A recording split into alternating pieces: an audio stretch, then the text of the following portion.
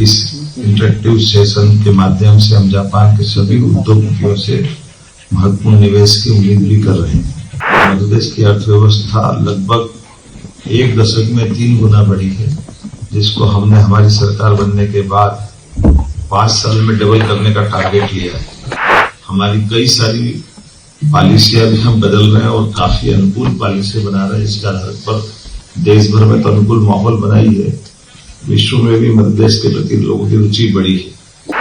मैं उम्मीद करूंगा आप और हम मिलकर के निश्चित रूप से आगे बढ़ेंगे। भविष्य की संभावनाओं के इस विश्वास के आधार पर मैं पुनः आप सबका वंदन करता हूं, अभिनंदन करता हूं। आदरणीय यशस्वी प्रधानमंत्री श्रीमान नरेंद्र मोदी के नेतृत्व में जिस प्रकार से भारत दुनिया के सामने एक नई आर्थिक भविष्य की ताकत की तरफ बढ़ रहा है, जो न केवल अपने सभी प्रकार के संसाधनों के साथ बल्कि विश्व बंधुत्व की भावना के आधार पर आगे बढ़ रहा है, जिसमें हजारों साल से गौतम बुद्ध की परंपरा से जापान भी जुड़ा हुआ है और हम बुद्ध की धरती से ही आते हैं, जिसका सदैव अतीत के काल से जापान से एक विशेष संबंध भी। मैं आज के इस पूरे आयोजन में भारत के हमारे यहाँ प्रतिनिधि जापान में राजदूत के रूप में काम संभाल रहे हैं श्री सीबी जॉर्ज का आभार मानता हूँ, जिन्होंने इंडस्ट्री से जुड़े हुए सभी प्रकार के व्यावसायिक घरानों के लोगों को जोड़ने के लिए अपनी महती भूमिका अदा की है। जापान का प्राचीन काल से आधुनिक काल तक बहुत समृद्ध इतिहास है। मैं विनाशकारी भूकंपों, प्राकृतिक आपदाओं से उभरते हुए जापान की उस उद्यमशीलता को भी नमन करता हूं और बधाई देता हूं, जिसके कारण से जापान दुनिया के सामने फिर एक अलग पहचान बना के खड़ा है। जापान से हमारे अतीत के काल के संबंध तो है ही, लेकिन जापान आज बढ़ते समय में एक विशिष्ट अपनी जीवन शैली और औद्योगिक श्रेणी के साथ आर्थिक युग की संपन्नता के स्थान पाने वाला स्थान जापान भी है। लेकिन जापान से मध्य प्रदेश के संबंध भी अब आज के इस व्यावसायिक दृष्टि से बहुत अलग प्रकार से जुड़े हैं। खास करके जापान में से हमारे संबंध में मध्य प्रदेश से निर्यात होने वाली वस्तुओं की अगर बात करूंगा तो एल्यूमिनियम से बनी वस्तुएं, तैयार एनिमा, कार्बनिक रसायन, परमाणु रिएक्टर, बॉयलर, मशीनरी, यांत्रिक उपकरण, फार्मास्यूटिकल उत्पाद 2023-24 में मध्य प्रदेश से जापान को $92.8 मिलियन का निर्यात किया गया है। जापान में मैन्युफैक्चरिंग क्षेत्र और अन्य क्षेत्रों से कई जुड़े हुए उद्योग भी हैं। इस इंटरेक्टिव सेशन के माध्यम से हम जापान के सभी उद्योगपतियों से महत्वपूर्ण निवेश की उम्मीद भी कर रहे हैं।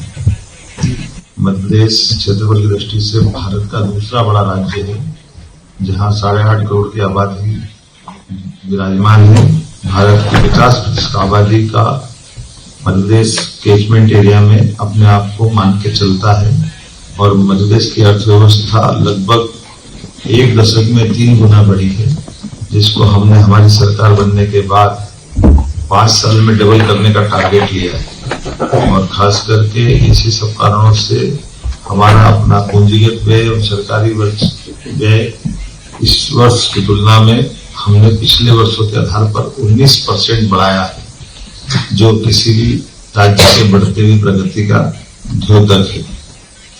पिछले 5 वर्ष में हमने अपने निर्यात के प्रयास बढ़ाए हैं, जिसमें लगभग 2023-24 में 65,000 करोड़ का निर्यात मध्य प्रदेश के द्वारा किया गया है।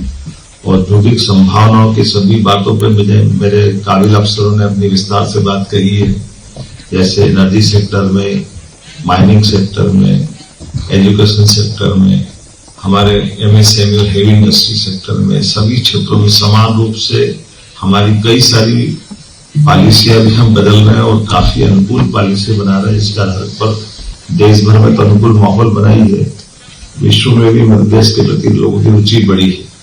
लेकिन मैं आज इनके साथ इसीलिए आया हूं कि ये पॉलिसियों के इतर जाकर के भी, इससे बाहर जाकर भी हमको अगर कोई आवश्यकता पड़ेगी तो सरकार हर निवेशकों के हिसाब से भी इसमें कंसीडर करने के लिए हमारी मनोमस्तिष्क की भावनाएं खुली हुई है। मुझे इस बात की प्रसन्नता है।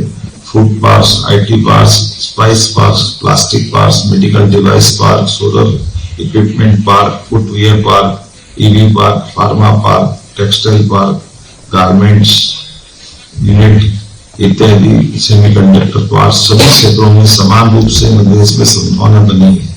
हमारी विशेष नीतियां खासकर गारमेंट, लॉजिस्टिक, ईवी, खाद्य प्रसंस्करण, ethanol, IT, pharma, medical device में बड़े सेक्टरों को, बड़े निवेशकों को आकर्षित कर रही है। मध्य प्रदेश में खास करके जब ये फूड बास्केट की बात हमारे राघवेंद्र सिंह जी ने कही है, तो ये बहुत सारी चीजों को जोड़ के चलने वाला हमारा प्रदेश है, जहां अच्छी नीति और नीयत के बलबूते पर बड़े पैमाने पर हमारी अपनी व्यवसायिक गतिविधियों को बढ़ाने के लिए लगातार सब तरफ से प्रोत्साहन मिल रहा है।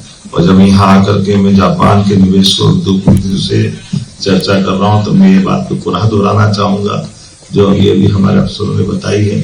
ग्लोबल इन्वेस्टर समिट के माध्यम से यशस्वी प्रधानमंत्री 24-25 फरवरी को खास तौर पे भोपाल में आने वाले हैं। ऐसे में हमारे अलग अलग सेक्टर, जैसे मैंने पूर्व में उल्लेख किए, इन सभी के आधार पर अलग अलग इनके सेमिनार भी चलेंगे, निवेश की संभावनाओं पर बात भी होगी। तो जापान में बड़े पैमाने पर हमारे से जुड़ने की संभावना भी है। और खासकर एक और सेक्टर छूटता है जिसपे हम और आप बात कर सकते हैं, वो हमारा स्किल डेवलपमेंट का। इसके माध्यम से हमारे यहाँ बड़ी संभावना है।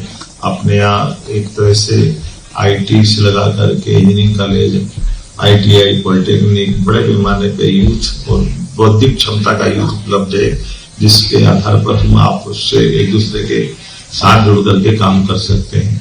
यहाँ की यूनिवर्सिटियों से, हमारी यूनिवर्सिटियां 52 हमारी प्राइवेट सेक्टर है, 17 गवर्नमेंट यूनिवर्सिटियां हैं, बड़े पैमाने पर engineering college, medical college, health, education, ऐसे बड़े बड़े सेक्टर जिसमें लंबे समय तक जापान और भारत के संबंध मध्य प्रदेश के लिए काफी हित कर रहेंगे। आज के इस अवसर पर निवेश के लिए उपलब्ध सभी बुनियादी सुविधाओं को लेकर के विस्तार से यहाँ बातें हुई है। मैं उम्मीद करूंगा आप और हम मिलकर के निश्चित रूप से आगे बढ़ेंगे। भविष्य की संभावनाओं के इस विश्वास के आधार पर मैं पुनः आप सबका वंदन करता हूँ, अभिनंदन करता हूँ। बहुत बहुत धन्यवाद।